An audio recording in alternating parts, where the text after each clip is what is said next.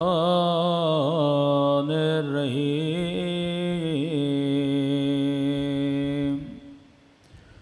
الحمد للہ رب العالمین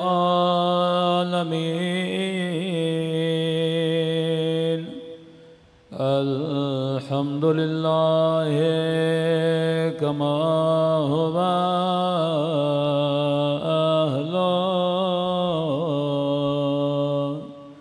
الصلاة والسلام على سيد المرسلين وخاتم النبيين أبي القاسم محمد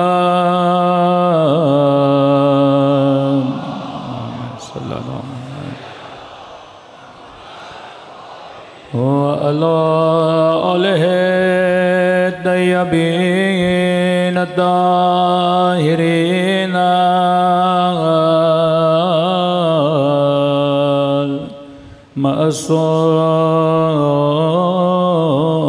المعصومين سب مل کے حجت خدا کی سلامتی کی دعا اللہم کل ولیک حجت ابن الحسن صلواتک وعلى آبائه في هذه وفي كل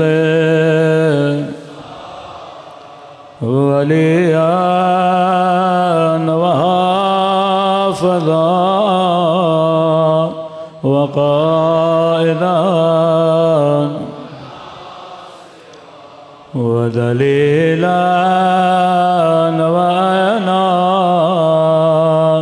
حتى تسكنه أرضك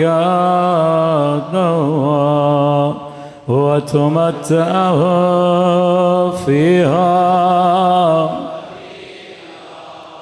برحمتك يا أرحم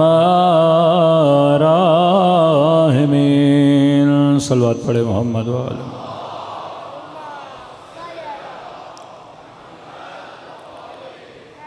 بسم اللہ الرحمن الرحیم رب اشرح لی صدری ویسر لی امری واحلل عقدۃ من لسانی یفقہوا قولی اما بعد فقط قال سبحانہ وتعالی اہدنا الصراط المستقیم صلوات پڑھے محمد وآلہ محمد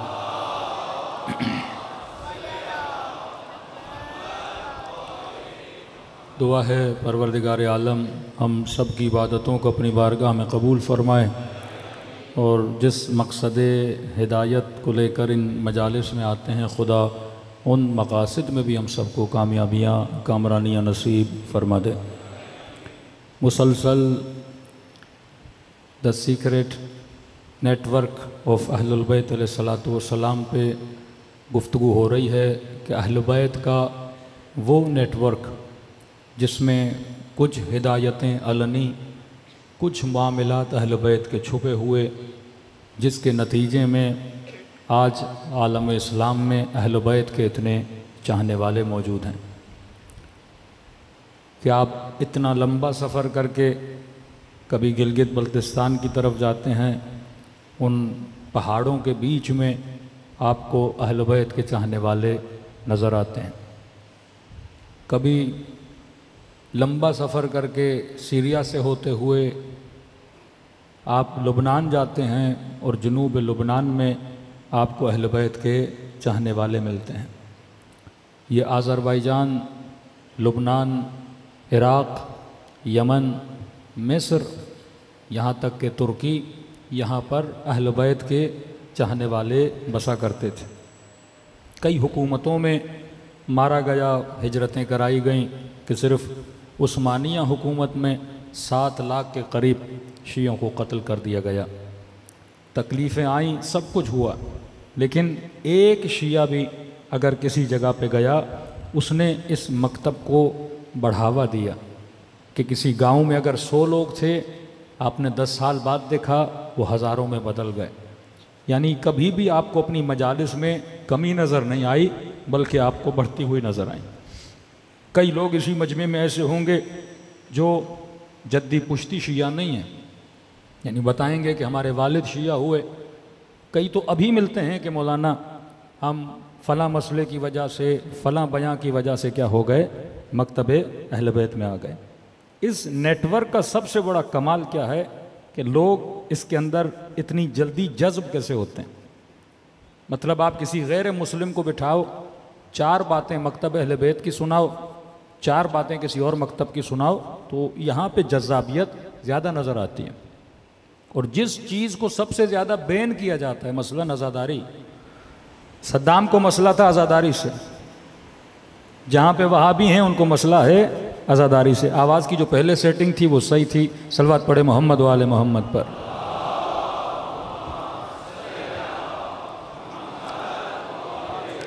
میری گزارش ہوگی لاؤڈ والے صاحب سے، یہ بار بار چھیڑ خانی نہیں کریں، شروع میں جو سیٹنگ تھی اسی کو رکھیں، بارے دیگر صلوات پڑھے محمد و آل محمد پر۔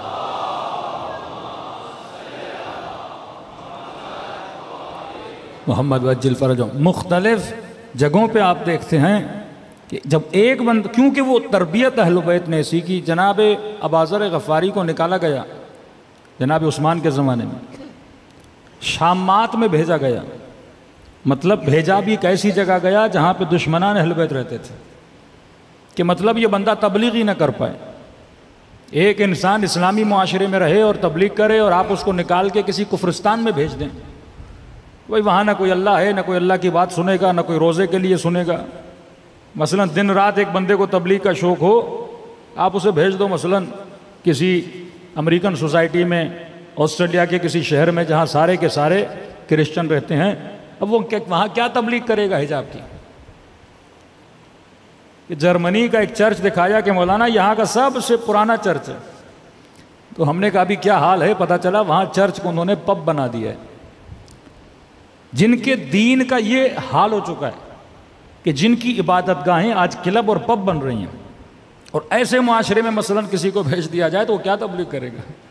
لیکن یہ ابوذر غفاری تھے، جس علاقے شامات میں جناب ابوذر کو بھیجا گیا، آج اسی علاقے کو جنوب لبنان سے جانا جاتا ہے اور حزب اللہ لبنان سے جانا جاتا ہے۔ کس کی تبلیغ کا اثر ہے؟ یہ جناب ابوذر غفاری کی تبلیغ کا اثر ہے۔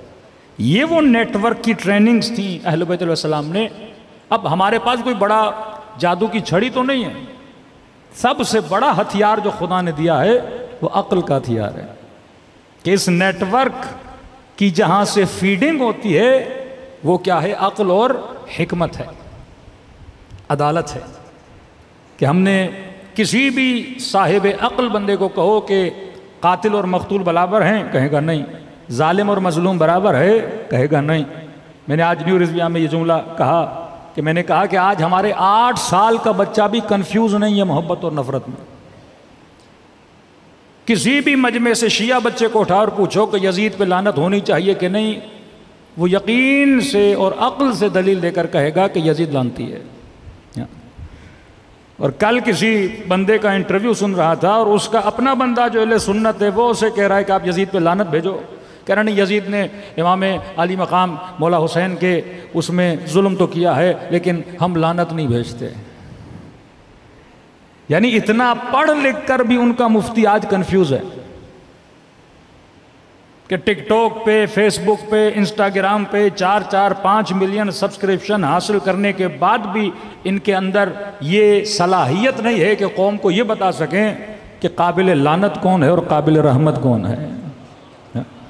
یہ کنفیوژن اس امت میں پایا جاتا ہے کہ جہاں پہ صحیح اور غلط کی تمیز ان کا مولوی نہیں بتا سکتا کہ رائٹ کیا ہے اور رونگ کیا ہے۔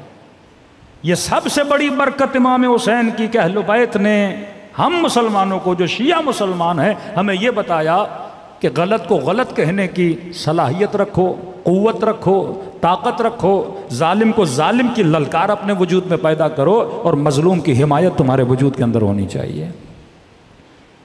اور یہی ہمت کربلا تھی کہ آج بھی اسرائیل کے مقابلے میں اگر ڈٹ کے کوئی کھڑا ہے، علی کا چاہنے والا کھڑا ہے۔ یا آج بھی استعمار کے مقابلے میں اگر کوئی ڈٹ کے کھڑا ہے، یہ کوئی دو رائے نہیں ہے، کسی سے جا کے پوچھ لیجئے کہ آج حماس کا لیڈر اگر کسی کا شکریہ ادا کرتا ہے تو وہ سید علی کا شکریہ ادا کرتا ہے، سید حسن کا شکریہ ادا کرتا ہے کہ یہ ہمارے ساتھ کھڑے رہے۔ یہ حوصلہ، یہ ٹریننگ ان نسلوں کو کہاں سے ملی؟ یہ فلسفہ کربلا سے ملی۔ تبھی اس فلسفے میں اتنی اٹریکشن ہے، کیونکہ یہ فیڈ لیتا ہے۔ میں نے کل بھی کہا نوجوان اس کو گرافک سے بنا سکتے ہیں، نیٹ ورک آف اہل البیت۔ اس نیٹ ورک کو چلانے والے اہل البیت اور قرآن جہاں سے فیڈ لے رہا ہے وہ عقل اور حکمت۔ اس نیٹ ورک کا قانون امر بالمعروف نہی عن المنکر۔ اس نیٹ ورک کے افراد کا آپس میں رشتہ، محبت اور بغض، ان کی محبت ایک، ان کا بغض ایک۔ انی سلم لمن سالمکم، ہم اور اس سے محبت کریں گے جس سے حسین نے محبت کی، ہم اور اس سے نفرت کریں گے جس سے حسین نے نفرت کی۔ جو علی کا دشمن وہ ہمارا دشمن، جو زہرا کا دشمن وہ ہمارا دشمن، جو حسن کا دشمن وہ ہمارا دشمن، جو حسین کا دشمن وہ ہمارا دشمن۔ چاہے کسی بھی حسب کا ہو، کسی بھی نسب کا ہو، کوئی بھی اس کا رشتہ ہو، ہمارا جو تعلق بنتا ہے وہ محبت اور نفرت کی بنیاد پہ بنتا ہے۔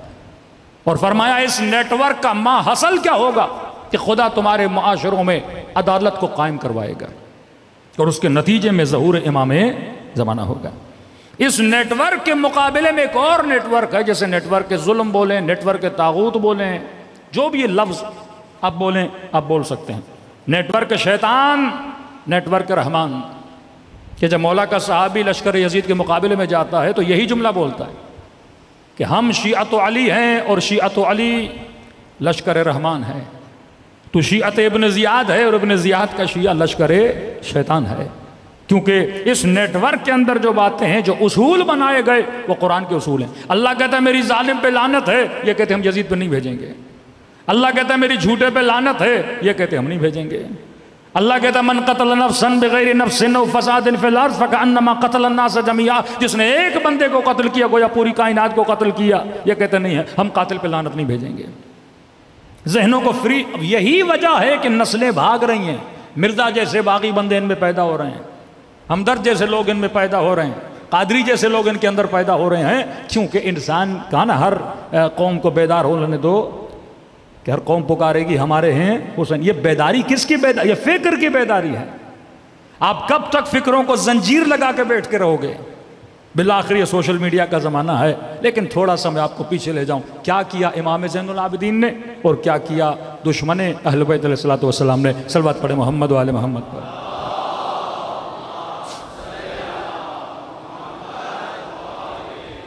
سب سے بڑا کام جو کل ہم نے عرض کیا کہ امام زین العابدین اس خفقان کے زمانے میں پہلا کام یہ کیا کہ سب سے زیادہ امام نے غلام خریدے اور بیچے، کہ جن کا عدد 50,000 کے قریب آتا ہے۔ ایک تو امام نے اس غلامی والے اصول کو اس معاشرے میں توڑا کہ رسول خدا کو یہ پسند نہیں تھا کہ عرب میں انسان کو خریدا اور بیچا جائے۔ انہوں نے مفتی بٹھائے، مولوی بٹھائے، قوانین بنائے تاکہ یہ بزنس چلتا رہے۔ امام نے اس بزنس کو ختم کیا، کیونکہ عمر کے زمانے کے بعد سب سے زیادہ فتوحات اسلامی ہوئی۔ پھر 20 سال معاویہ کا زمانہ، جب فتوحات اسلامی ہوئی تو روم سے غلام، ایران سے غلام، مصر سے غلام، بھرمار تھی غلاموں کی۔ کیا آپ سنتے ہیں جس نے قتل کیا خلیفہ ثانی کو، وہ بھی مثلاً ایک ایرانی تھا، وہ بھی غلام تھا، کسی صحابی کا غلام تھا۔ اور یہ غلام جب اس معاشرے میں آتے تھے، ایسا نہیں کہ ان پڑھ ہوتے تھے۔ خود فیروز جس نے جناب عمر پہ وار کیا، یہ انجینئر تھا۔ یعنی جب اس معاشرے سے آتے تھے، یہ پڑھے لکھے لوگ تھے، لیکن یہاں ان کو جھاڑو دلواتے تھے، یہاں ان سے کام کرواتے تھے، تو غلاموں میں ایک احساس کمتری پیدا ہوتا تھا۔ امام نے سب سے پہلے ان نئے آنے والے مسلمانوں کو خریدا۔ کہ آپ پھر دیکھتے ہیں 7ویں امام کے زمانے میں ایک بندہ اہواز سے آ رہا ہے، 11ویں امام کے زمانے میں ایک بندہ قم سے آ رہا ہے، کہ وہ ہمارے معصومین قم تک نہیں گئے، ہمارے معصومین اہواز تک نہیں گئے، لیکن ایک شیعہ اہواز سے آ رہا ہے، ایک شیعہ قم سے آ رہا ہے، دور دراز علاقوں میں، کیونکہ یہ غلام وہیں سے آئے تھے، امام خریدتے تھے، بندہ غلام تھا، آج میرا غلام ہے، میں نے فلاں کو بیچا، فلاں اس نے بیچا، ان کی پوری زندگی غلامی میں گزر جاتی تھی۔ ایک تو امام نے غلامی کے کنسیپٹ کو، اس معاشرے کی لعنت کو ختم کرنے کے لیے 50,000 کے قریب، جب غلام کہتے تھے علی ابن الحسین آپ کو غلام کی ضرورت نہیں، آپ پھر بھی خرید رہے ہو، مولا کہتے تھے میں خرید نہیں رہا، میں اس کو آزاد کرنے کے لیے اپنے پاس لا رہا ہوں۔ 1 سال سے زیادہ کسی غلام کو نہیں رکھا، 50,000 کے قریب غلام خریدے آزاد کیے۔ یہی روش امام حسن کی تھی، یہی روش امام حسین کی تھی، یہی روش امیر المومنین کی تھی، اور یہی روش رسول خدا کی تھی کہ بلال کو خریدا اور آزاد کر دیا۔ کئی ایسے غلام خریدتے تھے، آزاد کرتے۔ جناب جون غلام امام حسین ہے، امام حسین نے اسے کب کا آزاد کر دیا تھا، لیکن تربیت اہل بیت میں رہنے کے بعد یہ جانے کے لیے تیار نہیں ہوتے تھے۔ آپ بارہا سنتے ہو کہ اسی غلام نے کل واقعہ سنایا کہ دعا کی کہ پروردگارہ زندگی تب تک پسند تھی جب تک زین العابدین کے پاس تھا، لیکن اب زندگی نہیں پسند۔ اس فقیر کا آپ واقعہ سنتے ہو کہ جب کہتا ہے 3 دن گزر گئے، میرا دوست مجھے کھانے کھلانے کے لیے نہیں آیا۔ پھر امام حسن جاتے ہیں، کہتے ہیں کون سا دوست، کیا اس کا نام جانتے تھے؟ کہتا نہیں، ڈیلی آتا تھا، نام پوچھتا تھا کہ آپ کا نام کیا ہے، کہتا تھا نام جان کے کیا کرو گے، تو میرا دوست ہے، میں تیرا دوست ہوں، کھانا کھلاتا تھا، کبھی میرے سر میں درد ہوتا میرا سر دباتا تھا، گھنٹوں گھنٹوں میری باتیں سنتا تھا۔ امام حسن کی آنکھوں میں آنسو آ گئے کہ آج کے بعد وہ دوست نہیں آئے گا۔ کہنے لگا ایسی باتیں کیوں کر رہے ہو، 3 دن گزر گئے، مجھے دوست کی یاد آئی ہے، کہ پتہ ہے وہ دوست کون تھا، کہ کون تھا، کہ وہ میرا بابا علی ابن ابی طالب تھا۔ یہ سننا تھا۔ وہ کہتا ہے مجھے امیر المومنین کی قبر پہ لے جاؤ۔ قبر پہ لے جاتے ہیں، امام حسن فرماتے ہیں جیسے قبر پہ گریا کر کے کہتا مولا اے کاش مجھے پتا ہوتا آپ میرے مولا ہے، میں نے کتنی گستاخی کی، آپ نے میرے سر کو دبایا، آپ نے اپنے ہاتھوں سے لقمہ کھلایا۔ کہتا ہے یہ قبر کو گلے سے لگا کے ایک مرتبہ اس کی روح وہیں پہ کیا کر جاتی ہے، پرواز کر جاتی ہے۔ یہ رشتہ اہل بیت علیہ الصلوۃ والسلام کا فقیروں کے ساتھ، یہ رشتہ غلاموں کے ساتھ، کہ جناب زید کے لشکر میں سب سے زیادہ جن لوگوں نے شرکت کی وہ امام زین العابدین کے آزاد کردہ غلاموں کی شرکت تھی۔ دوسرا سب سے بڑا کام جس کی طرف توجہ کم جاتی ہے وہ ہے امام زین العابدین کی دعائیں۔ قرآن کی آیت ہے نا، خدا یہود کے لیے کہتا ہے کہ لعنہم اللہ، خدا نے ان پہ لعنت کی، یہودیوں کو کہتا ہے۔ کیوں لعنت کی؟ کیونکہ انہوں نے اللہ کے عہد کو توڑا۔ جب بندہ کہتا ہے نا اشہد ان لا الہ الا اللہ، یہ عہد ہے، میثاق ہے پروردگار عالم کے ساتھ۔ اشہد ان محمد رسول اللہ، یہ میثاق ہے رسول خدا کے ساتھ۔ کہا انہوں نے عہد توڑا، موسیٰ کے ساتھ جو وعدہ کیا وعدے کو توڑا۔ وعدے کے توڑنے کے نتیجے میں اللہ کہتا ہے میں نے ان پہ لعنت بھیجی ہے۔ لعنت بھیجنے کے نتیجے میں اللہ کہتا ہے ان کے دل قسی ہو گئے۔ وہ معاشرہ جس نے رسول کے ساتھ کیا ہو وعدہ توڑ دیا،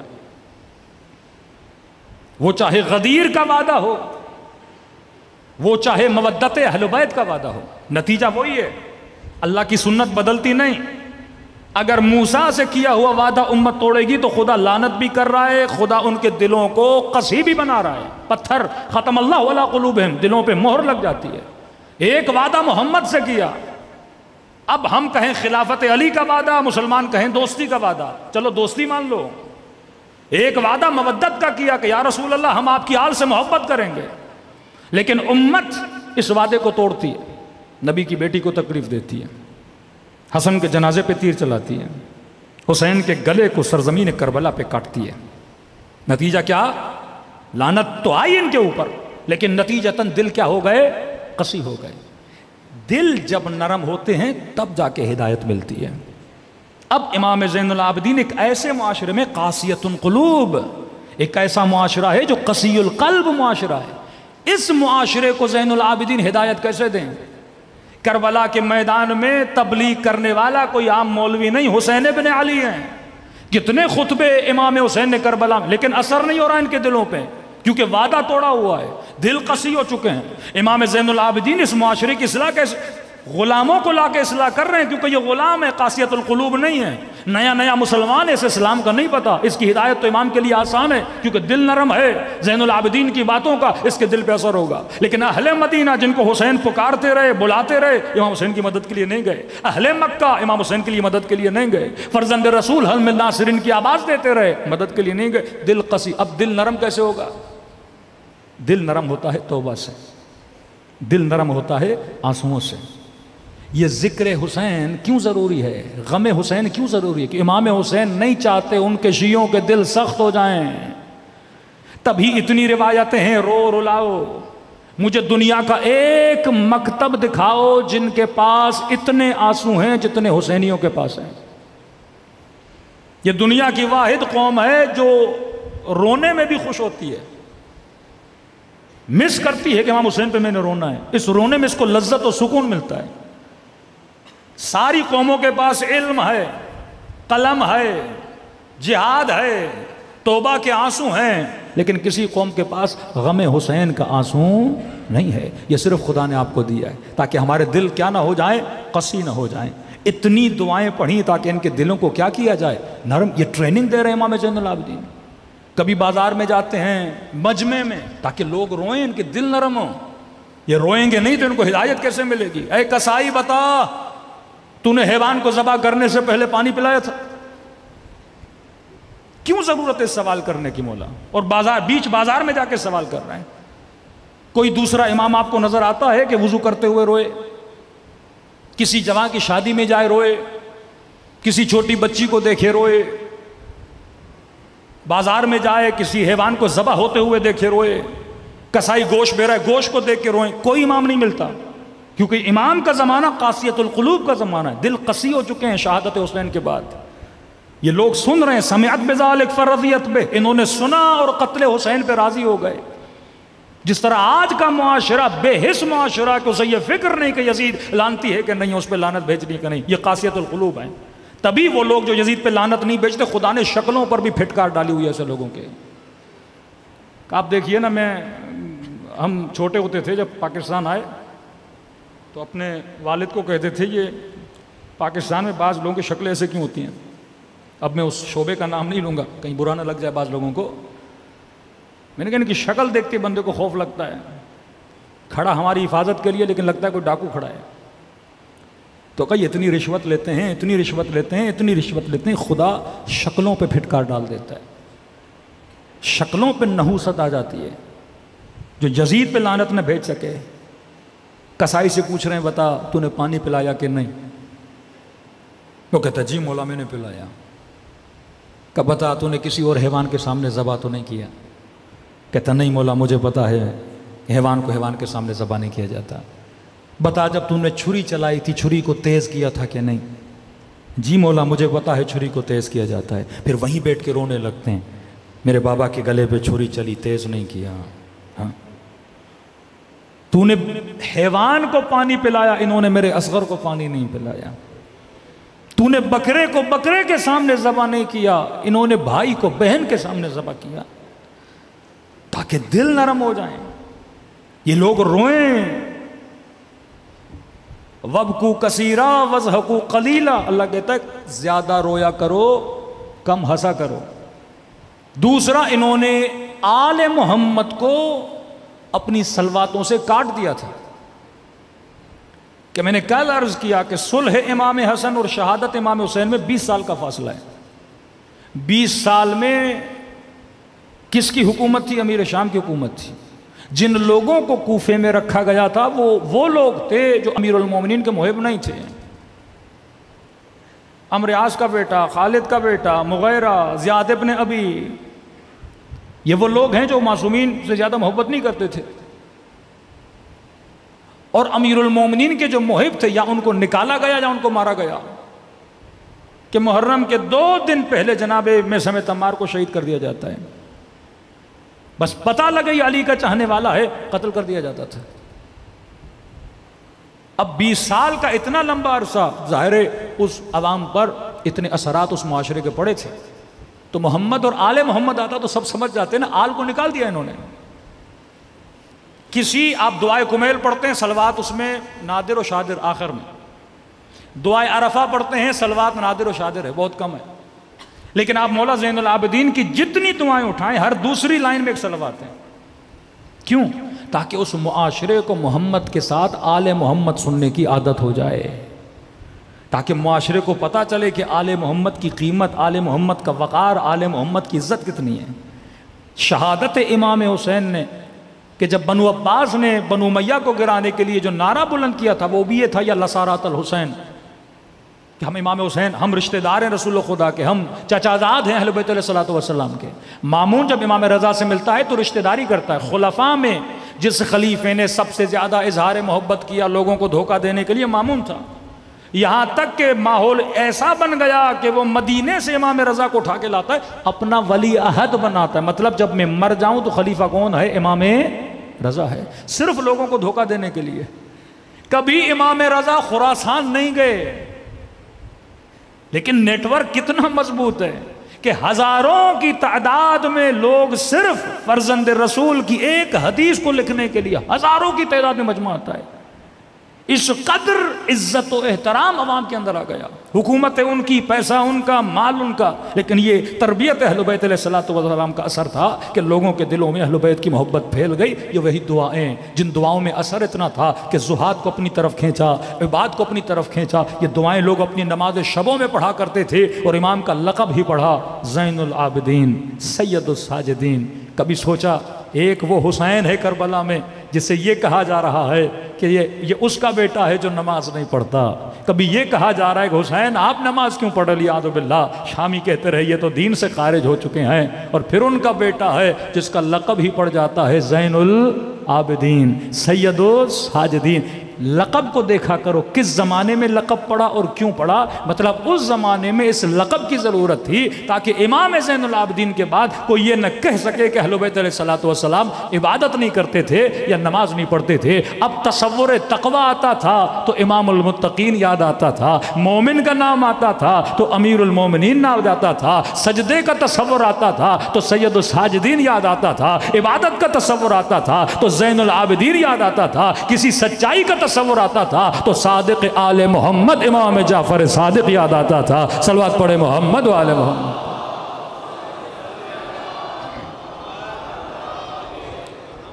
تو دوسرا کام جو امام زین العابدین نے کیا وہ اپنی دعاؤں کے ذریعے، مطلب یہ ہمیں ٹریننگ دے رہے ہیں، جب کبھی مجلس کے ذریعے تبلیغ کرو، اپنے زمانے کو دیکھو۔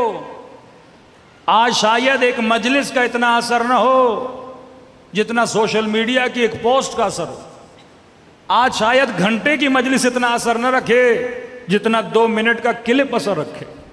تو یہ تمہارے اندر کہ سیاست العباد کے ہر زمانے میں کس طرح تم نے کام کرنا ہے، یہ اہل بیت نے سیکرٹ چیزیں بتائی ہیں کہ کبھی ہارڈ وار کا زمانہ ہے، کبھی سافٹ وار کا زمانہ ہے۔ ابھی جنگ نرم ہے، جنگ سخت نہیں ہے۔ پہلے یہ تھا کہ وہ ملک طاقتور ہے جس کے پاس ایٹم بم ہے، جس کے پاس اسلحہ ہے، جس کے پاس فوج سب سے زیادہ ہے۔ آج نہیں ہے، آج جس کے پاس ٹیکنالوجی ہے، آج جس کی اکنامک سب سے زیادہ مضبوط ہے، لوگ اس کی طرف کھنچتے ہوئے جاتے ہیں۔ آج جس کے پاس یہ جو مختلف ٹیکنالوجیز آ رہی ہیں، انفارمیشن کا زمانہ ہے، ڈیٹا کا زمانہ، جس کے پاس ڈیٹا سب سے زیادہ، انفارمیشن سب سے زیادہ، وہ انسان کامیاب ہے۔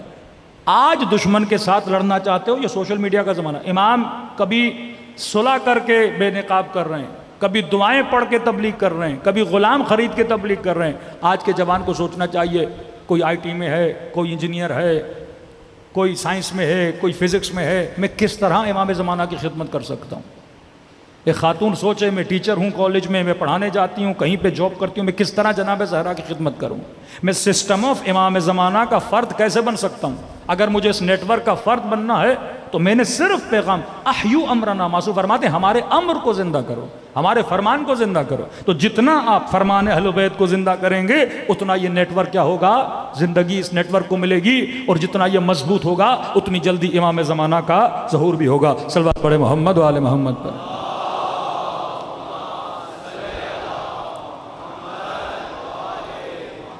اب تھوڑی دیر کے لیے آپ شام کے ماحول کو سمجھیے، پھر آپ کو پتا چلے گا کہ اہل بیت کا مقابلہ اور سامنا کن لوگوں کے ساتھ ہے۔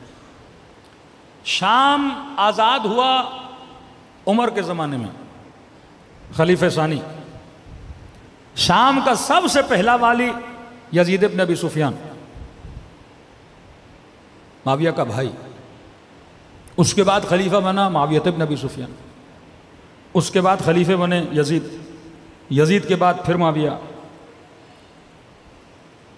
مطلب شامیوں نے علی نہیں دیکھا، شامیوں نے رسول نہیں دیکھا۔ آپ سمجھو آپ ایک نئے ملک کو فتح کرتے ہو، اور جب سے ملک فتح ہوا ان کے حکمران بنو امیہ تھے۔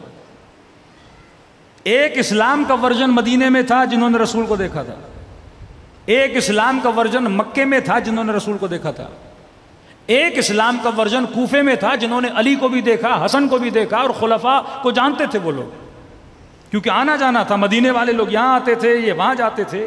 اس شہر کو آباد غالباً سعد بن ابی وقاص یا کس نے آباد کیا؟ یہ شہر کوفہ رسول خدا کے زمانے میں نہیں تھا، رسول کے بعد یہ شہر آباد ہوا، اور اتنی کثرت سے آباد ہوا کہ اس میں بڑی بڑی آبادی آئی۔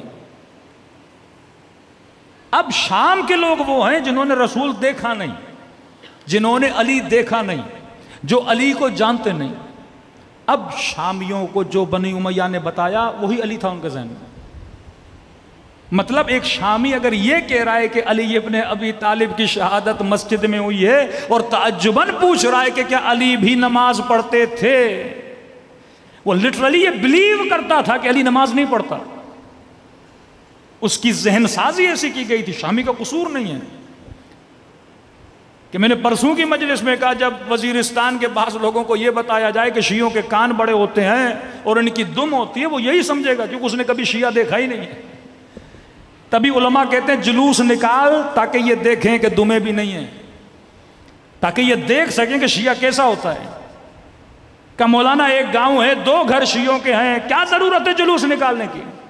50 گھر غیر شیعوں کے ہیں۔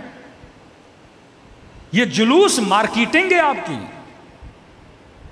کہ جو اپنے بچے کو حسین کا نام نہیں سنانا چاہتا، ہم روڈ پہ نکل کے اس کے بچے کو حسین کا نام بھی سنائیں اور یہ بھی بتائیں کہ یزید کون تھا۔ یہ سینس اہل بیت نے تب دیا جب مارکیٹنگ، جب میڈیا کی کوئی وقت ہی نہیں تھی۔ یا آپ سمجھتے ہیں آپ کا مکتب صرف مجلسوں سے بڑا؟ نہیں، جلوسوں سے بڑا۔ کئی لوگ جلوسوں کی وجہ سے آئے، نام حسین سنا، محبت حسین دیکھی، آپ کی سبیلیں، آپ کا نظر، آپ کا نیاز۔ الناس عبید الاحسان، انسان احسان کا بندہ ہے۔ جو حسین کا نیاز کھائے گا وہ کبھی حسین کی نمک حرامی نہیں کرے گا۔ جب کیوں کا شربت نہ پیو، نیاز نہ کھاؤ، مجلسوں میں نہ جاؤ۔ ابھی تو میں ٹک ٹاک والے مفتی صاحب کو سن رہا تھا، اب پہلے کافر بولا، مجلسوں میں نہ جاؤ، اب یہ نہج آئی ہے، کہتے ہیں بھائی بحث نہیں کرو شیعوں سے، بس بولو آپ جو کر رہے ہو صحیح ہو، ہم جو کر رہے ہیں۔ اب یہ نوبت آئی ہے، ان کو پتہ ہے بحث کریں گے جواب تو ہے ہی نہیں، کیونکہ اتنے سوال ان کے اپنوں نے کھڑے کر دیے۔ اب کہتے ہیں جو ملے اسے بولو بھائی آپ ماتم کر رہے ہو کرو، جو کرتے ہو کرو، ہمیں کیوں بولتے ہو؟ ہم اپنی جگہ خوش، تم اپنی جگہ خوش۔ اے کاش یہ تم 20 سال پہلے بولتے ہیں نا، تم اپنی جگہ خوش، ہم اپنی جگہ خوش۔ 40 سال پہلے بولتے ہیں نا، پہلے پتھر مارے، پھر گولیاں ماری، پھر بموں سے مارا کہ یہ مجلس نہ کرے۔ اب یہ نوبت آئی ہے، ان کے بچے سوال کر رہے ہیں، کیونکہ یہ مکتب ہے۔ یہ ٹریننگ کیوں دی؟ جلوس کا مطلب کیا ہے؟ تاکہ گلی گلی جاؤ، نام حسین جو نہیں بھی سننا چاہتا اس کے کان میں حسین کا نام ٹکرائے ہیں۔ نوحیں چلاؤ تاکہ ان کو پتہ چلے امام حسین کی کوئی بیٹی تھی، ظلم ہوا، کوئی نبی کی نواسی تھی جس کی چادر چھینی گئی، کچھ اہل بیت تھے جن کو بازاروں میں لے جایا گیا، پھر ان کے ذہنوں میں سوال پیدا ہو وہ کون تھا جو دربار میں لے کر گیا، وہ کون تھا جس نے یہ حکم دیا کہ نبی کے نواسے کا گلا کاٹا جائے۔ جب کون تک آئیں گے آپ کا آدھا مسئلہ حل ہو جائے گا۔ صلوات پڑھے محمد و آل محمد پر۔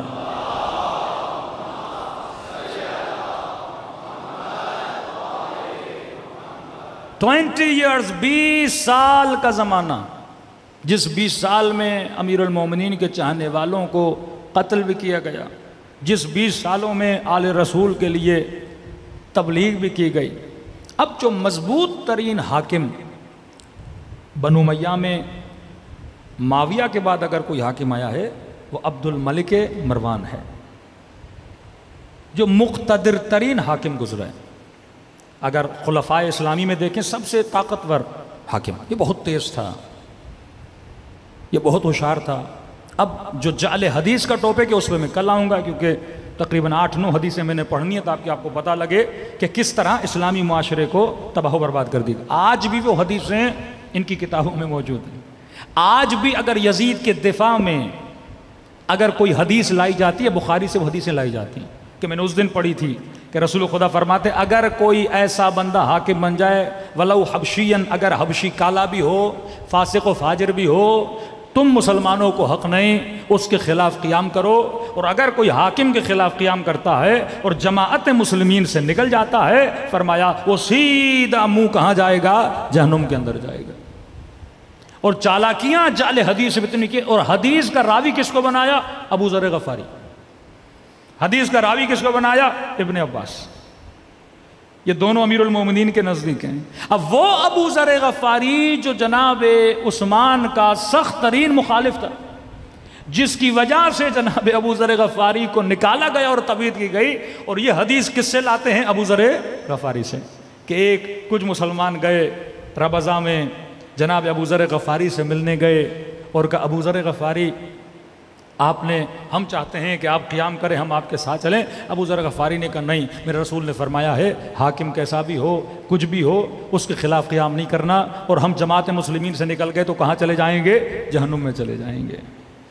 حالانکہ وہ بندہ جو خود مخالف رہ چکا ہے اور وہ کہہ رہا ہے کہ قیام نہیں کرنا. کبھی ابن عباس سے جوڑتے ہیں، کبھی ابو ذر غفاری سے. یعنی بھرمار ہے مسلم اور بخاری میں ایسی حدیثوں کی کہ جو صراحتاً قرآن کی آیتوں کی مخالفت میں ہیں. کہ خدا کہتا ہے یرثھا عبادی الصالحین، میں زمین کا ورثہ کن کو دیتا ہوں؟ اپنے صالح بندوں کو دیتا ہوں. لیکن یہ کیا کہہ رہے ہیں کہ کوئی فاسق بھی ہو، کوئی فاجر بھی ہو، کوئی شرابی بھی ہو، کوئی زانی بھی ہو، وہ بھی حاکم بن جائے. اور یہاں تک حدیث لائی کہ جب یہ مسلمان مر جائے گا اللہ ایسے کہے گا، یہ کل سارے متون آپ کے سامنے پڑھوں گا، اللہ ایسے کہے گا کہ یہ بتا تم نے گناہ کیوں کیا؟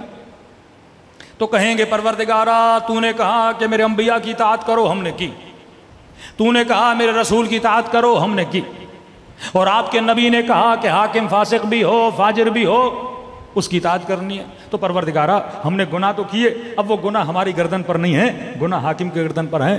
تو کہتے ہیں اللہ اس کو کہے گا اچھا چلو یہ بات صحیح ہے، ان کو جنت میں لے جاؤ. مطلب اللہ کو بھی پتہ نہیں ہوگا، یہ اللہ کو سمجھائیں گے کہ آپ کے نبی نے یہ کہا ہے اور اللہ ان کو کہے گا کہ آپ جنت میں چلے جاؤ. مطلب امت نے حاکم کے کہنے پر جتنے گناہ کیے امت بری و ذمہ ہے. جس طرح آج کل مسیحی کہتے ہیں حضرت عیسیٰ سولی پہ چڑھ گئے اور جتنے ہم گناہ کریں گے عیسیٰ وہ سزا جو ہے ساری بھگت کے گئے ہیں اور ہم سارے حضرت عیسیٰ کی وجہ سے کہاں جائیں گے؟ جنت میں چلے جائیں گے. تبھی امت میں یہ احساس ہی پیدا نہیں ہوا کہ ہم نے خلیفے کے خلاف اٹھنا ہے یا ہم نے بادشاہ کے خلاف اٹھنا ہے یا ہم نے کبھی ٹوکنا بھی ہے یا ہم نے کبھی مخالفت بھی کرنی ہے یا ہم نے کبھی اس کے فسق و فجور پہ بات کرنی ہے. پھر کہتے ہیں ان حدیثوں کی روشنی میں حسین ابن علی کو قیام نہیں کرنا چاہیے تھا. جب اصحاب رسول مدینے میں خاموش تھے پھر ہم سوال کر سکتے ہیں نا واقع ہررا کیوں ہوا؟ مولا حسین شہید ہو گئے، پھر رسول کا صحابی شام جاتا ہے، یزید کی حرکتوں کو دیکھتا ہے، پھر شام سے واپس مدینے آتا ہے، پھر مدینے والوں کو کہتا ہے کہ جو حسین کہہ رہے تھے وہ صحیح تھا. پھر یہاں پہ امام زین العابدین ان کا پھر ساتھ نہیں دیتے.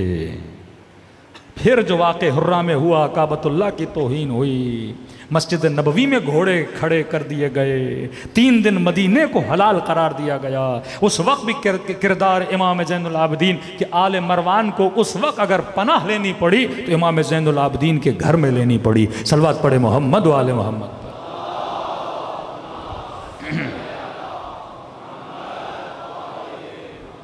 اب عبد الملک مروان مضبوط ترین حاکم کہ ان کی حکومت میں اسلامی جغرافیائی حدود چین کے بارڈر تک جا چکی تھی. انہوں نے بہت کام کیے ان حکومتوں میں، اپنا درہم دینار کے سکے انہوں نے چھپوائے. یہ اصطلاح مسلم یہ عبد الملک مروان نے بنائی. یعنی پہلے مسلمان ایک دوسرے کو مسلمان نہیں کہتے تھے، کہتے تھے مومن ہے یا مہاجر ہے. انہوں نے یہ نام دلایا مسلمانوں کو کہ جب مخاطب ہوں تو کیا کہو یہ مسلمین ہیں. دوسرا انہوں نے عوام کے اندر جذبات دیکھے بنو امیہ کے خلاف، تو انہوں نے اپنے ہی رشتہ داروں سے اظہار برات کیا کیونکہ یہ چچا زاد تھے امیر شام کے. ان سے اظہار برات کیا۔ پہلی حکومتوں میں جتنی حدیثیں بنی تھیں اکثر راوی شامی تھے، اور اتنی جعل حدیث کی گئی۔ انہوں نے ایک نیا کام کیا، انہوں نے کہا اب کیونکہ واقعاً شام کے لوگ ہماری باتوں پر اب دھیان نہیں دے رہے، کیونکہ شامی مسلمان نہیں تھے، ان کو مسلمان بنایا، عدالت کا نعرہ لگا کہ وہ قتل کر رہے ہیں، اسلام میں قتل نہیں ہے، اسلام میں عدالت ہے، اسلام میں حکمت ہے۔ انہوں نے دیکھا بھائی آپ بھی وہی کام کر رہے ہو، کعبۃ اللہ کو کوئی گرا رہا ہے، وہی قتل وہی غارت، تو لوگوں کے اندر بھی احساس بیزاری پیدا ہوا۔ تو انہوں نے بنو امیہ سے اظہار ابزار کیا، اور کچھ راویان حدیث کو جو مدینے کے تھے ان کو شام بلایا کہ اب منبر پر کوئی ایسا بندہ نہیں بیٹھے گا جو شامی ہو۔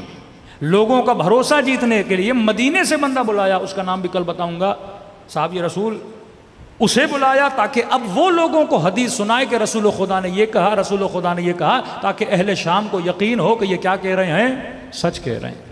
ان کو پوری اور نیٹ ورک عبد الملک مروان کا اتنا مضبوط تھا، اگر یہ کوئی فیصلہ کرتے تھے کہتے ہیں ودن 6 months پورے عالم اسلام کی حدود میں وہ فیصلہ پہنچ جاتا تھا۔ اب شام میں حکومت عبد الملک کی، مدینے میں حکومت عبداللہ ابن زبیر کی، ان دونوں کا آپس میں ٹکر ہوتا ہے۔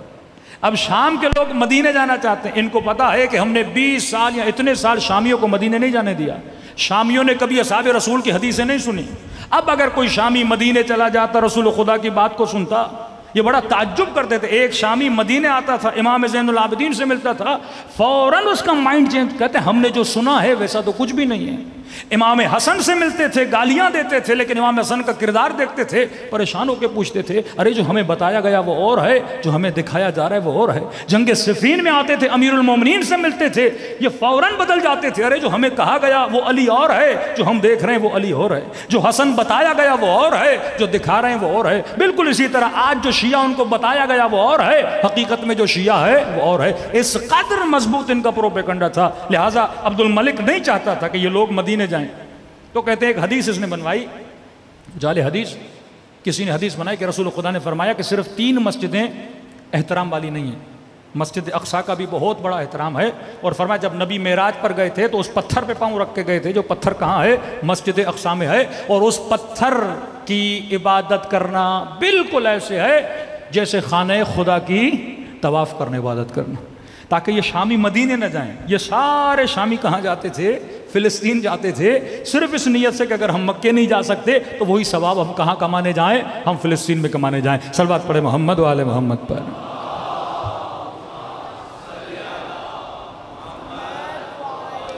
صرف ایک مثال دوں، یہ زمانہ تھا اشاعرہ کا اور دوران جبریہ، آپ کے 5ویں اور 6ٹھے امام نے کتنا کام کیا۔ کہتے ہیں جب یہ خلیفہ بنا، اس نے جو خطبہ دیا، اس نے اپنے زمانے میں امر بالمعروف پر پابندی لگائی۔ پہلا خطبہ دیا کہ اے لوگو، تم دوسروں کو تقوی کی دعوت دیتے ہو اور تمہارے اندر خود تقوی نہیں ہے، تو لہٰذا تمہیں کسی اور کو تقوی کی دعوت دینے کی ضرورت بھی نہیں ہے۔ اور کہا آج کے بعد اگر کوئی مجھے کہے گا نا کہ متقی بن جا، میں سب سے پہلے اس کا گلا کاٹوں گا۔ اب امت جانتی ہے کہ یہ بندہ کیسا ہے۔ جب حملہ کیا حجاج کے ہاتھوں مدینے پر، کہ امام زین العابدین نے کہا تھا عبداللہ ابن زبیر کا گلا ایسے کاٹے جائے گا جیسے بکرے کا گلا کاٹا جاتا ہے۔ عبداللہ ابن زبیر کو ذبح کر دیا گیا، اس کی حکومت مدینے پر بھی آ گئی۔ منجنیقوں سے حجاج ابن یوسف کے ہاتھوں سے کعبۃ اللہ کو زخمی کیا، حجر اسود اس واقعے میں ٹوٹا۔ یہ وہ زمانہ تھا جب انہوں نے حملہ، اب لوگ دیکھتے تھے کیسا بندہ ہے۔ اپنے زمانوں میں انہوں نے امر بالمعروف کو منع کر دیا، کیونکہ امام حسین کے قیام کے محرکات کو آپ دیکھیں گے، پہلی بنیاد ہے لِآمِرَ بِالْمَعْرُوفِ وَأَنْهَى عَنِ الْمُنْكَرِ۔ میں حسین کیسے دیکھوں؟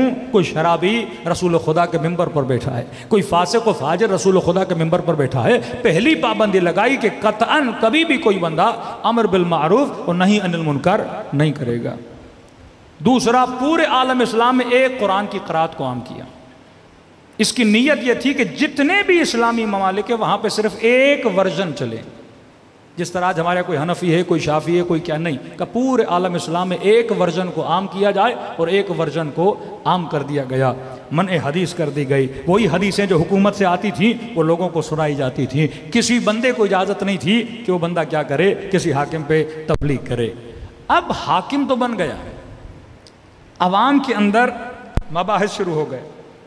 انہوں نے کہا الملک لمن غلب، یہ ایک اصول بنایا انہوں نے کہ حکومت اس کی ہوگی، رسول خدا نے فرمایا حکومت اس کی ہوگی جو حکومت پر غالب آ جائے۔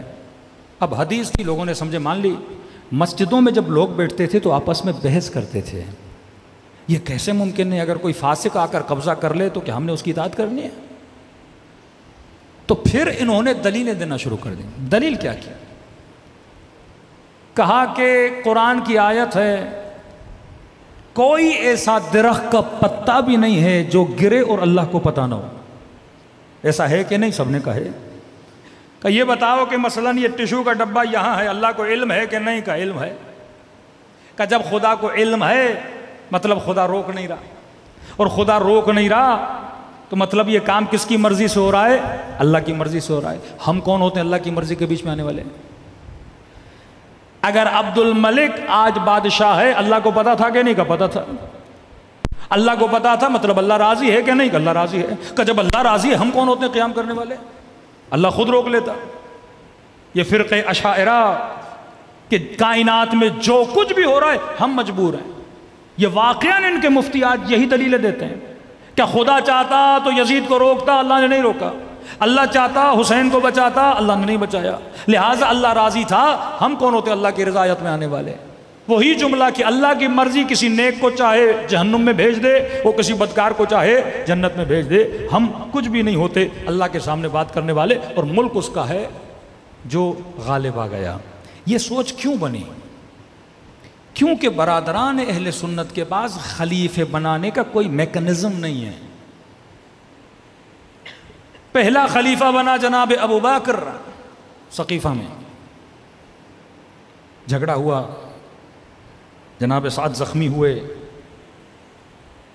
کچھ بجھ بھی کر کے انہوں نے خلیفہ بنایا، ایک امت کا حصہ بنا۔ کچھ لوگ مخالف بھی تھے، جس میں جنگ چلی، جنگیں جن کو جناب مالک ابن نویرہ جن کو مرتد بولا گیا، کچھ ایسے تھے جو ارتداد میں چلے کہ خلیفے کی مخالفت کرے۔ اب آپ کہتے ہو پاکستان میں وزیر اعظم کیسے بنے؟ ایک میکنزم ہے کہ ایم پی ایم این اے ہوں گے اور وہ ووٹ دیں گے اور جو پارٹی اکثریت میں آئے گی وزیر بنائے گی۔ اب یہ ہے کہ امت کے پاس خلیفے بنانے کا میکنزم کیا ہے؟ شیعوں کے پاس تو ہے کہ خلیفہ کہاں سے تعین ہوتا ہے؟ اللہ کی طرف سے ہوتا ہے۔ پہلے خلیفے کو سقیفہ میں بنایا امت نے، سمجھو کچھ امت کے اکابر جمع ہوئے، پہلے خلیفے بن گئے۔ اب دوسرے خلیفے بھی اسی میکنزم میں بنتے، لیکن نہیں، دوسرے خلیفے کو پہلے نے بنایا، یعنی جناب عمر کو کس نے چنا؟ جناب ابوبکر نے۔ میکنزم چینج ہو گیا، دوسرا میکنزم پچھلا خلیفہ اگلے خلیفے کو بنائے گا۔ تیسرے خلیفے کو پھر پچھلے نے نہیں بنایا، انہوں نے شورا بنا دی، 6 لوگوں کی شورا بنائی کہ یہ چنیں گے کہ امت کا خلیفہ کون ہوگا۔ چوتھے خلیفے امیر المومنین، میکنزم ٹوٹل چینج ہو گیا، ڈیموکریسی آ گئی، امت کی اکثریت امیر المومنین کے دروازے پہ آ گئی، کل آپ کو خلیفہ بننا ہے۔ 5ویں خلیفے معاویہ ابن ابی سفیان، وہ تلوار کے زور پہ خلیفہ بنے، مطلب نہ امت بیچ میں، نہ پچھلے نے اوکے بولا، نہ ڈیموکریسی آئی، 5ویں ایسے بنے۔ اب 6 7ویں پہ چلے جائیں ان کا معاملہ، مطلب امت کے پاس کوئی میکنزم تھا ہی نہیں۔ تو انہوں نے کہا ہم کوئی میکنزم تو دینا۔ میکنزم کیا بنایا؟ الملک لمن غلب، حکومت اسی کی ہوگی جو غلبہ کر لے۔ 99 میں نواز شریف ماشاءاللہ لگا، حکومت کس کی؟ مشرف کی۔ جو غلبہ پا جائے، مطلب جس کی لاٹھی اس کی بھینس والے قانون پہ چلنے لگے۔ لیکن اہل بیت نے کہا اس طرح قانون نہیں چلتا، حکومت الہی نمائندے کا انتخاب کون کرتا ہے؟ پروردگار عالم کرتا ہے۔ اب اس حاکم نے خود کو بچانے کے لیے جعلی حدیثیں بنائیں، حاکم فاسق بھی ہو، حاکم فاجر بھی ہو، امت کو حق نہیں قیام کرنے کے لیے۔ میں آپ کو ایک لیٹر انٹرنیٹ پہ موجود ہے، اچانک سعودی عرب میں سیکولرزم بڑھ رہا ہے۔ اب آپ سوچئے 40 سال سے جن لوگوں کو نماز کا درس، حجاب کا درس، قرآن کا درس، اللہ کا درس، دین کا درس، یہ حرام ہے، یہ حلال ہے، یہ کرو، یہ نہ کرو، اچانک سے وہاں پہ سنیما کھلے، کلب کھلے، جوا کے اڈے کھلے۔ اب ظاہر ہے ایک قوم کی آپ تربیت کرتے ہو اور اچانک آپ اپنی ہی تربیت کے اگینسٹ چلتے ہو تو لوگوں میں اعتراضات اٹھتے ہیں۔ سعودی عرب میں دیندار طبقے نے اتنا اعتراض کیا کہ کیا ہو رہا ہے سعودی عرب میں کہ آج یہ ٹک ٹاک کے مفتی قطعاً ایک لفظ نہیں نکالتے۔ یہ وہی حکومت پرور ذہن ہے، امر بالمعروف کی عادت ہی نہیں ہے کہ برے کو برا کہنا، نہیں، برا اپنا بھی ہے تو کوئی بات نہیں، اس کی تعریف کرو۔ آفیشل لیٹر نکلا مفتیوں کا سعودی عرب کا، انٹرنیٹ پہ موجود ہوگا، اور اس لیٹر میں انہوں نے لکھا کہ ہمیں پتا ہے کہ ملک میں جو ہو رہا ہے وہ غلط ہے، جوا خانے نہیں کھلنے چاہیے، شراب خانے نہیں کھلنے چاہیے، انڈیا سے ڈانسر لوگوں کو ناچ گانے کے لیے نہیں بلانا چاہیے، ہالی ووڈ کی بے حیا عورتوں کو اس سرزمین مقدس پہ نہیں آنا چاہیے۔ ہم عوام کے جذبات بھی سمجھتے ہیں، جو کچھ ہو رہا ہے ہمیں بھی پتا ہے غلط ہو رہا ہے، لیکن یہ یاد رکھنا رسول خدا نے فرمایا ہے خلیفہ کیسا بھی ہو اس کے خلاف قیام نہیں کر سکتے، اس کے خلاف زبان نہیں کھول سکتے، وہ جانے اللہ کا معاملہ جانے، تم مسجد حرام میں نمازیں پڑھتے رہو، تم روزے رکھتے رہو۔ یہ سوچ بلڈ کی گئی۔ اب جس معاشرے میں یہ سوچ ہو وہ معاشرہ کبھی انقلابی معاشرہ، وہ نہ ڈیموکریسی میں خود کو بدل سکتا ہے نہ اسلام کے اعتبار سے خود کو بدل سکتا ہے، لیکن آپ دیکھتے ہیں تشیع کو اہل بیت نے ایسا نیٹ ورک دیا کہ اتنے مضبوط ترین شاہ ایران کو ایک امام زمانہ کا ماننے والا، ایک فرزند زہرا کا اور ان کے عقائد کو ماننے والا کس طرح شاہ کی کرسی کو اٹھا کر پھینکتا ہے، اور 40 سال سے زیادہ ہو گئے نظام اسلامی کو قائم کیا ہوا ہے۔ اسرائیل کی آنکھوں میں آنکھیں ڈال کے بات کرتے ہیں، استعمار کی آنکھوں میں آنکھیں ڈال کے بات کرتے ہیں۔ یہ وہ تربیت تھی نیٹ ورک امیر المؤمنین کی، امام حسین کی نیٹ ورک کی کہ ظالم سے بات کرنے کی جرت پیدا کرو، ملت کے اندر خودداری پیدا کرو۔ جب تک قوموں کے اندر خودداری نہیں، قوموں کے اندر کوئی عزت نہیں۔ کیوں آج پاکستانی کہیں بھی جاتا ہے نہ پاسپورٹ کی عزت ہے نہ اس ملک کے لوگوں کی عزت کی جاتی ہے، کیونکہ خودداری نہیں ہے۔ جن قوموں میں خودداری ہوتی ہے دنیا بھی ان قوموں کی عزت کرتی ہے۔ الحمدللہ آج حسین کے چاہنے والوں کی عزت ہے، الحمدللہ آج جن کی نسبت امیر المومنین سے ہے ان کی عزت کی جاتی ہے۔ کہ ہمیشہ کہتا ہوں کل کے مرحب بھی علی سے ڈرتے تھے اور آج کے مرحب بھی سید علی سے ڈر رہے ہیں۔ صلوات پڑھے محمد و آل محمد۔ یہ شجاع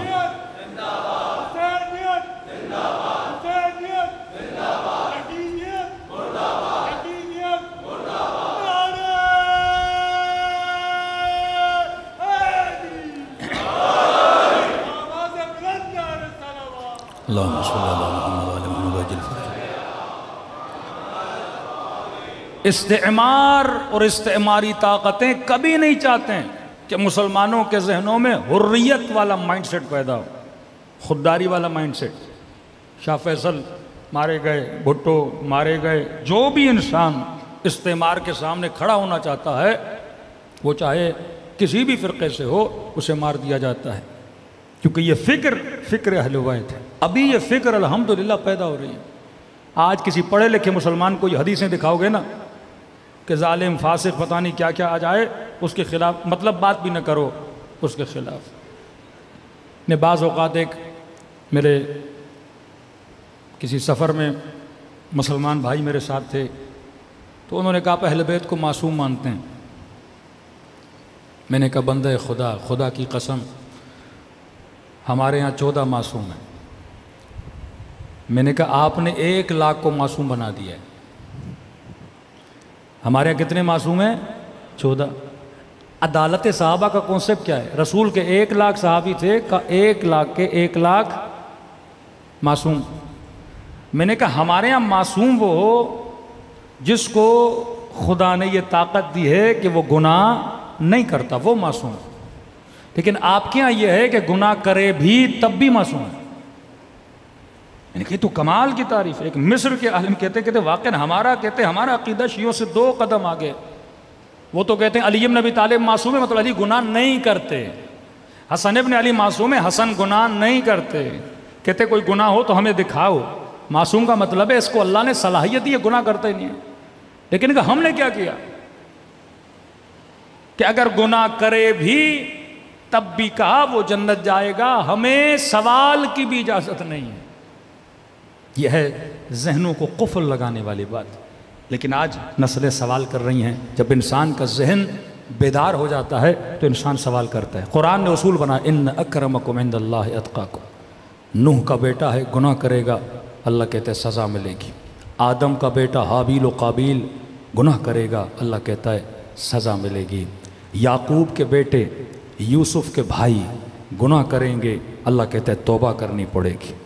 जिसने जहाँ ख़ता की कहा यह मज़हब इख्तियार है, यहाँ पे हिदायत का रास्ता भी है, ज़लालत का रास्ता भी है। गैरिल मग़ज़ूब अलैहिम वलद्दालीन, फरमा सिरात मुस्तकीम पे चलो। ये पैगाम पूरी उम्मत के लिए है और ये ऐनक लगा के रखो कि वाक़अन हक़ क्या है, बातिल क्या है। सलवात पढ़े मोहम्मद वाले मोहम्मद।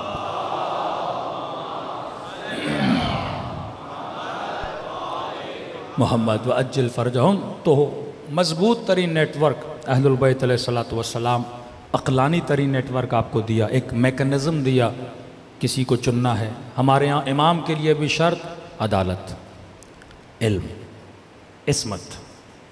हमारे यहाँ मुज्तहिद के लिए भी शर्त अदालत, सियानत नफ्स और इल्म। हमारे यहाँ हाकिम के लिए भी शर्त अदालत, इल्म, साइनन लिन्नफ्स। इमाम ज़माना फरमाते हैं साइनन लिन्नफ्स, मतलब मासूम नहीं है लेकिन इख्तियारी तौर पर ये ख़ुद को मासूम बना सकता है। सियानत नफ्स कहते हैं, एक जवान गुनाह न करना चाहे अपने वजूद को रोक सकता है। आग़ाए क़ाज़ी जैसे आयतुल्लाह उल उज़्मा कश्मीरी को आग़ाए मोहसिनुल हकीम कहते थे कि अरे कश्मीरी इतनी करामतें न दिखाओ कि लोग कहीं बहुत बड़ा दावा ना आपके लिए कर दें। आग़ाए कश्मीरी कहते थे मैं मजबूर हो जाता हूँ करामत दिखाने पर, 100 बार दलीलें देता हूँ कि अहले बैत के पास इल्म गैब था, लेकिन अगला बंदा मानने के लिए तैयार नहीं होता। फिर आग़ाए कश्मीरी कहते थे मैं तुम्हें बताऊँ कल तू कहाँ पे क्या करने गया था, जब मुझे तेरे ऐबों का पता है कि कल तूने क्या किया, ये इल्म मुझे है, तो अली इब्न अबी तालिब को कितना इल्म होगा, रसूल खुदा को कितना इल्म होगा। अज़ीज़ान मोहतरम, आंसू इसलिए बहाए जाते हैं ताकि इंसान का दिल नरम हो जाए। मैं फ़िलिस्तीन के यतीम बच्चों के लाशें देखूं न रोऊं। एक फ़िलिस्तीन का बाप है, उसका क्लिप बड़ा वायरल हो रहा है। हिम्मत है उस बाप की कि एक तरफ उसका छोटा बेटा, एक तरफ उसकी छोटी बेटी, खुद ही अपने हाथों से उनके माथों से खून साफ़ करता है, कफन में लिपेट के। इस बंदे की आंख में मैंने आंसू नहीं देखे। ये है हिम्मत इलाही, ये है सब्र इलाही।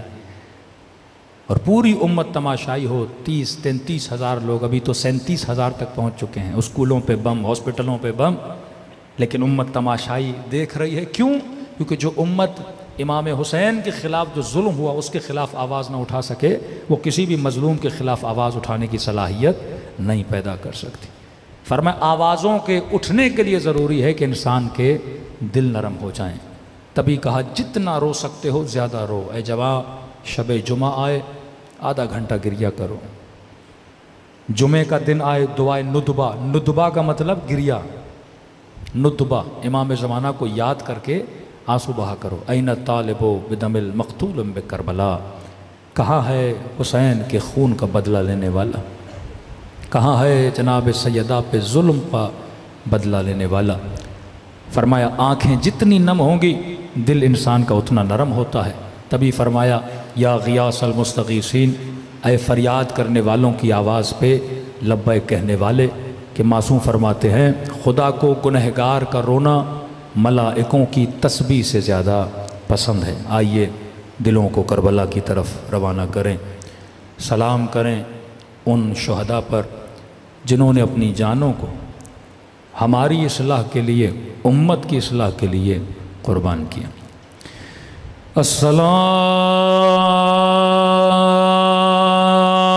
अलल हुसैन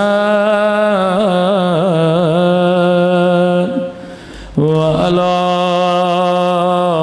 अली इब्नुल हुसैन व अला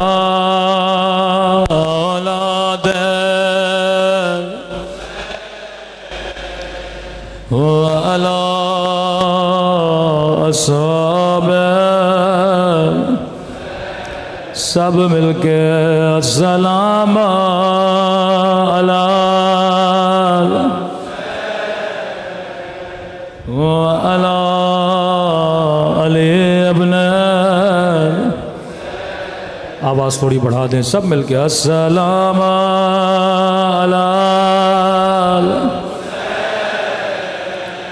وعلی ابن وعلی اولاد الحسین وعلی اصحاب ایسے سلام کرو جیسے سکینہ نے سلام کیا تھا.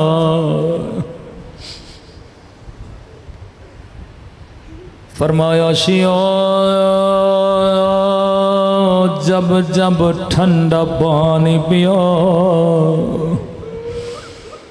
میری سکینہ کو یاد کیا کرو. ایک ایک گھونٹ کے لیے میری بچی کو تماچے مارے گئے.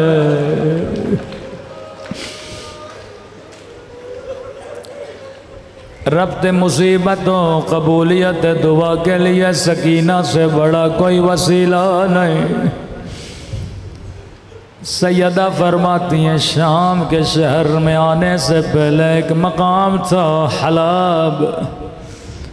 فرماتی ہیں قافلے کو روکا گیا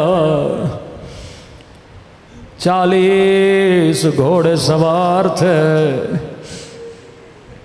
جب قافلہ رکا شدید گرمی شمر نے پانی کا مشکیزہ لیا اور اپنے سپاہیوں کو پانی پلانے لگا. بی بی فرماتی ہیں سکینہ زین العابدین کی گود میں تھی. آہستہ سے کہا بھیا اگر اجازت دو میں اس سے تھوڑا پانی مانگوں مجھے بڑی پیاس لگی ہے. امام نے فرمایا سکینہ یہ بڑا ظالم ہے یہ تجھے پانی نہیں دے گا. کہ بھیا مانگوں شاید تھوڑا رحم آئے میرے خشک ہونٹوں کو دیکھے شاید تھوڑا پانی پلا دے. مولا فرماتے میں نے کہا سکینہ جا کہیں قیامت کے دن یہ نہ کہے بچی نے پوچھا نہیں تھا. تصور کر کے رونا خدا تجھے شام میں ننھی سی قبر کی زیارت نصیب کرائے. روایت کے جملے آئے ننگے پاؤں آہستہ آہستہ چلنے لگے. لائیں کے قریب آئے کہنے لگی مجھے تھوڑا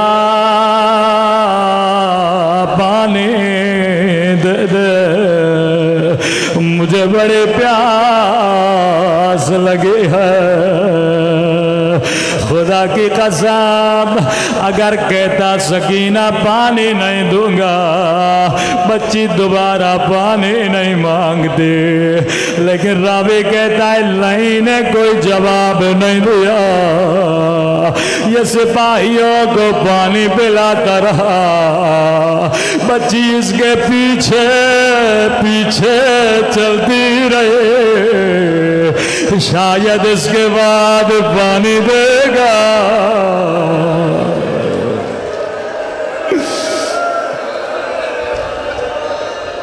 شاید اس کے بعد مجھے پانی دے گا. روایت کے جملے بڑے سخت ہیں. راوی کہتا ہے 40 گھوڑے سواروں نے پانی پی لیا لیکن سکینہ اب تک پیاسی ہے. اب لائیں نے گھوڑوں کو پانی پلانا شروع کیا لیکن حسین کی بچی اب تک پیاسے. روایت کے جملے آئے بچی چل چل کے تھک گئے بچی زمین پہ بیٹھ گئے، چل تو سپاہیوں کو پلا دے، گھوڑوں کو پلا دے، اس کے بعد مجھے تھوڑا پانی دینا۔ اب روایت کے جملے بڑے سخت ہیں۔ راوی کہتا ہے بچی زمین پہ بیٹھی تھے، یہاں شمر پانی کا مشک لے کے سکینہ کی طرف بڑھا۔ بچی نے اپنے ہاتھوں سے چلو بلایا کہ مجھے تھوڑا پانی دے دے۔ روایت کے جملے بڑے سخت ہیں۔ لئی نے پانی سارا زمین پہ پھینک دیا، سکینہ نے خود کو زمین پہ گرایا۔ او میرا غریب الوطن بابا، او میرے پیاسے بابا،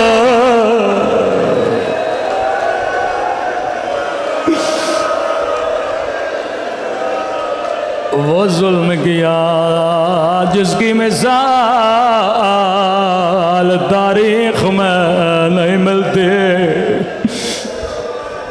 فرمایا شیو جب جب ٹھنڈا پانی پیو، میری سکینہ کو یاد کیا کرو۔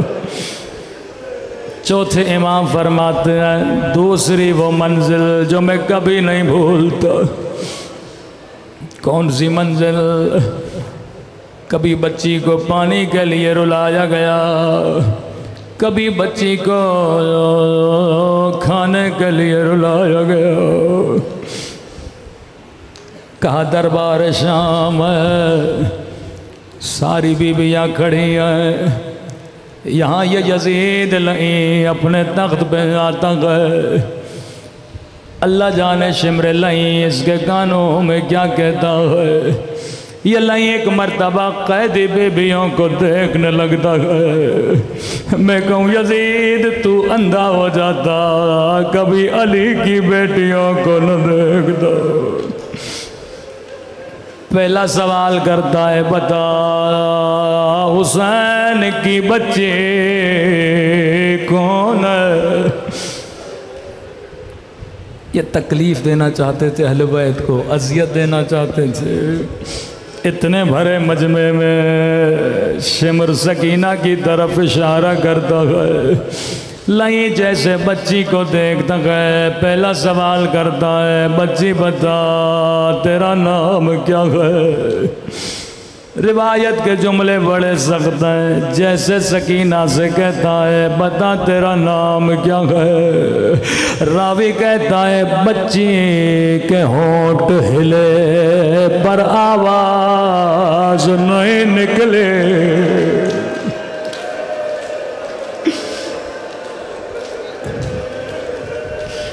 40 سال ایسے میرے مولا خون نہیں روئے۔ دوبارہ پوچھا میں تجھ سے پوچھ رہا ہوں بتا تیرا نام کیا ہے؟ راوی کہتا ہے پھر بچی کے ہونٹ ہلے پر آواز نہیں نکلی۔ تیسری مرتبہ غصے میں کہتا ہے مجھے جواب کیوں نہیں دیتے؟ یا امام زین العابدین کی آواز آتی ہے او لئی بچی بتا تو رہی ہے لیکن گردن کی رسی بڑی تنگ ہے۔ بچی کی آواز کیسے نکلے؟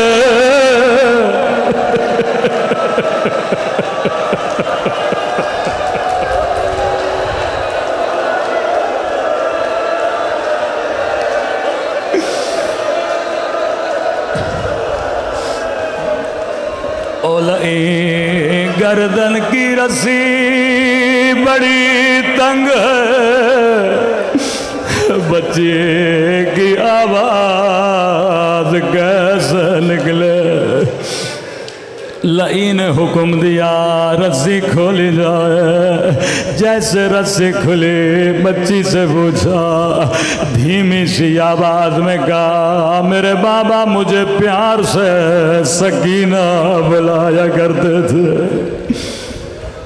لئی نے دیکھا بچی کے ہونٹ خشک گئے، چہرے پہ نیلے داغ ہے، کہتا ہے سکینہ تیرے چہرے سے لگتا ہے تو نے کئی دنوں سے کچھ کھایا نہیں ہے، کہتا ہے سکینہ کئی دنوں سے کچھ نہیں کھایا، بتا جب تجھے بھوک لگتی تھی تیرا بابا تجھے کیا کھلاتا تھا؟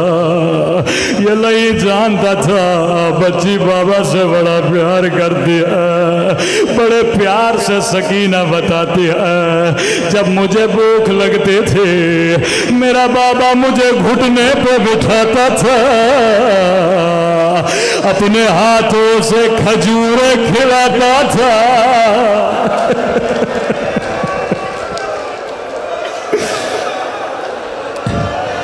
مجھے نہیں پتا آگے پڑھوں یا نہ پڑھوں، لیکن آج نہ پڑھوں تو کب پڑھوں؟ امام زین العابدین فرماتے ہیں اے ذاکر میرے شیعوں کو بتا تاکہ پتا چلے کیسے کیسے مظالم ہوئے۔ لئی کہتا ہے ادھر آ میں تجھے کھجور دوں گا۔ امام زین العابدین کو دیکھا کہ سکینہ چلی جا کہیں یہ نہ کہے ہم نے پوچھا تھا پر بچی نے بتایا نہیں تھا۔ ننھی سی بچی آگے بڑھتی ہے، لئی حکم دیتا ہے تشت بلایا جائے۔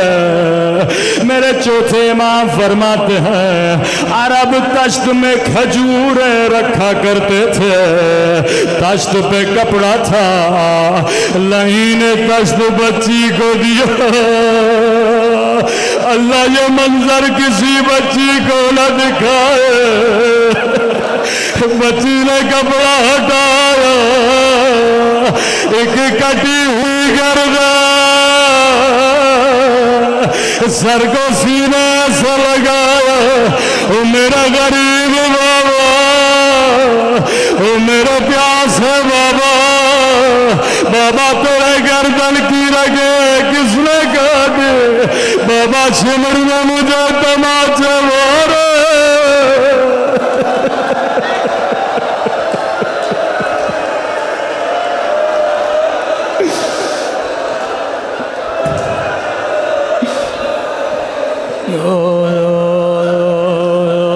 میرے 3 دن کے پیاس بابا،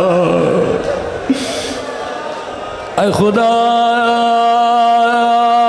تجھے سکینہ کی یتیمی کا واسطہ ہمارے مولا امام زمانہ کا ظہور فرما دے۔ فلسطین کے یتیم بچوں کی مدد فرما۔ اے خدا قبر کی پہلی رات شفاعت حسین نصیب فرما، ہم سب کے صغیرہ کبیرہ گناہ معاف فرما، جو مومنین بیمار ہیں انہیں شفاء کاملہ عاجلہ نصیب فرما، اس مجمع میں جو جو پریشان ہے اس کی پریشانیوں کو دور فرما، بے اولادوں کو اولاد نیک و صالح عطا فرما، جو مانگا نہیں مانگا اپنے خزانے قدرت سے ہم سب کو عطا فرما۔ الا لعنت اللہ علی القوم الظالمین۔